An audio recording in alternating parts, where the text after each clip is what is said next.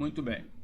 Então, voltando aqui no nosso estudo, nós estamos entendendo, estudando, compreendendo como que a gente faz uma representação esquemática da memória RAM.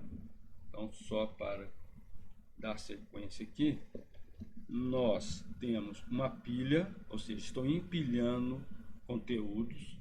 Esse conteúdo, por definição, na nossa organização didática aqui, a gente fala que cada caixa dessa é uma célula, cada caixa contém 1 byte e cada caixa tem o seu próprio endereço. Tá?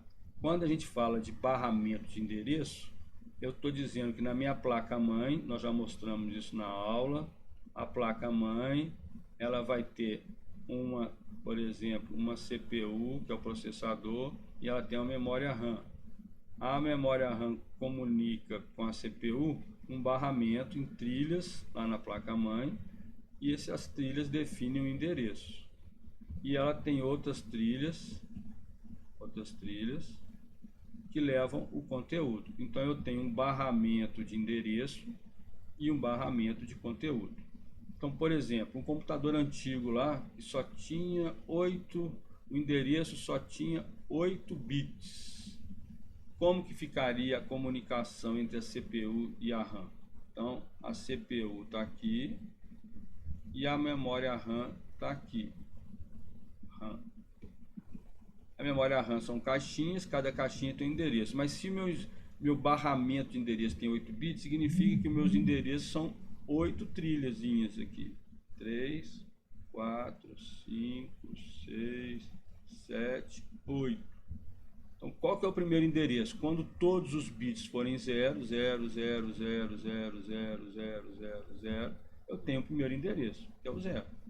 Seria na base 2, 1, 2, 3, 4, são 8 bits, 1, 2, 3, 4. Então, na base 16, 0. Então, esse é o primeiro endereço. Qual que é o segundo endereço?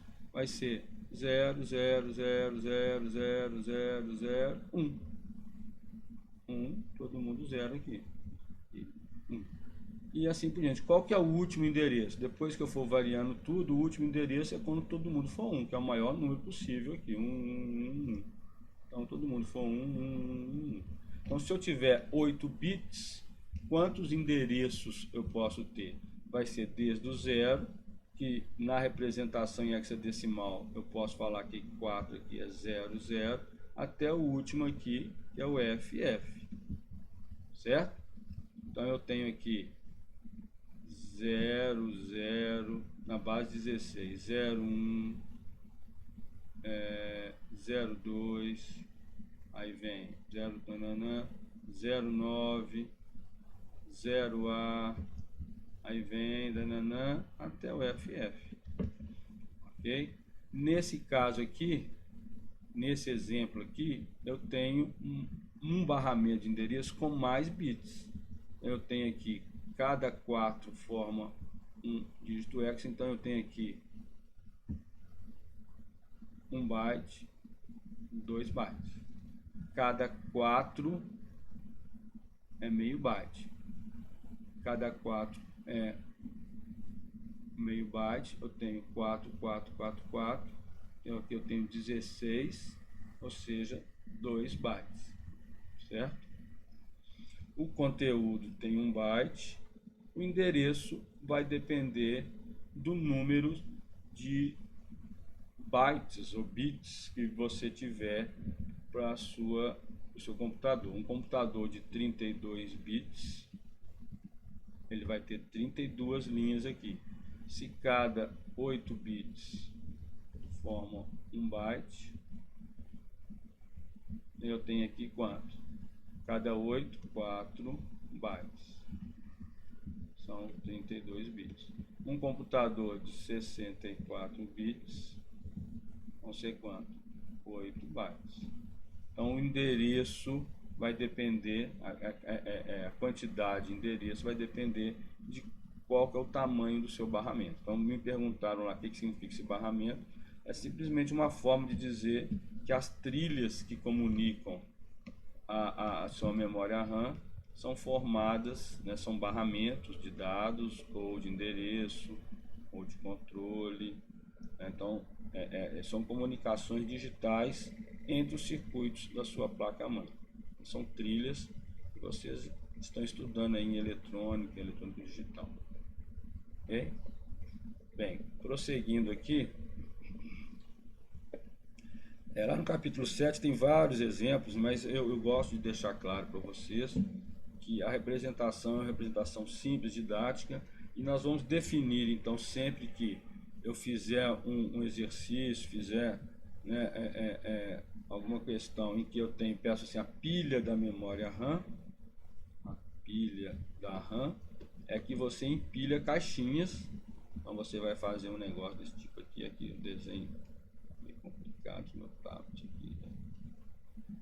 Então eu vou fazer aqui, cada caixa você vai representar um byte. Você pode representar esse byte, então 35 aqui vai ser o que? 0, 0, 1, 1, 0, 1, 0, 1. Esse é o 5 e esse é o 3. Agora, em vez de representar em 0, 0, 0, 9, você faz ela mais simples, você vai fazer ela menorzinha. E o professor tem problemas para desenhar. Em vez de representar em número binário, você coloca aqui 35 AB 01 e você vai representar do lado esquerdo aqui ou do lado direito o endereço. Esse é o endereço 0, esse é o endereço 1. A quantidade de dígitos hex aqui vai depender da quantidade de bits ou bytes, né? Lembrando que cada 8 bits forma um byte, e você vai ser informado um determinado exercício. Ok? Bem, o que isso tem a ver com ponteiro? Você tem que entender isso para entender que o ponteiro aponta para uma célula. Então, quando a gente fala assim, um ponteiro, vou definir lá no C, int p ponteiro, e eu defino outra variável, int x. Essa variável com o asterisco na frente é declarada como ponteiro. Sem asterisco, uma variável normal.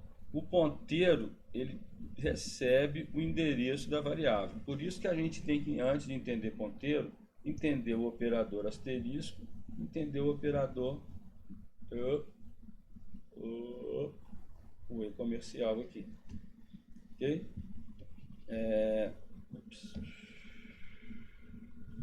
Quando a gente faz isso no programa aqui, que eu escrevi aqui, ó, o ponteiro ele recebe o endereço de x. Então, o ponteiro é uma variável que vai guardar o endereço.